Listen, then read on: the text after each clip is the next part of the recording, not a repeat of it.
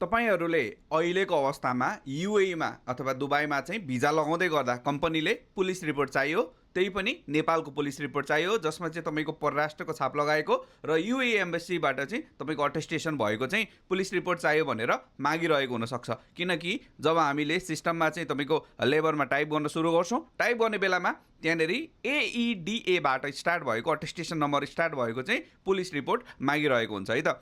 र त्यस्तो अवस्थामा तपाईँलाई यदि तपाईँ यहाँ विदेशमा हुनुहुन्छ र तपाईँलाई पुलिस रिपोर्ट चाहियो, तपाईँ नेपाल जान सक्नुहुन्न अथवा तपाईँको मान्छेले बनाएर पठाउन सक्नुहुन्न भने त्यसको लागि पनि हामीले सर्भिस प्रोभाइड गर्न सक्छौँ र तपाईँलाई त्यस्तो आवश्यक भएको खण्डमा पुलिस रिपोर्ट बनाउनु पर्यो भने हामीलाई सम्झिन सक्नुहुन्छ है त। साथसाथै तपाईँलाई भिजा हैन, त्यसपछि तपाईँको श्रम रिन्यू, पासपोर्ट रिन्यू, त्यसपछि कम्पनी रजिस्ट्रेसन, बिजनेस लाइसेन्स सम्बन्धी सम्पूर्ण कामहरू तपाईँले जिएसआरमा प्राप्त गर्नुहुन्छ।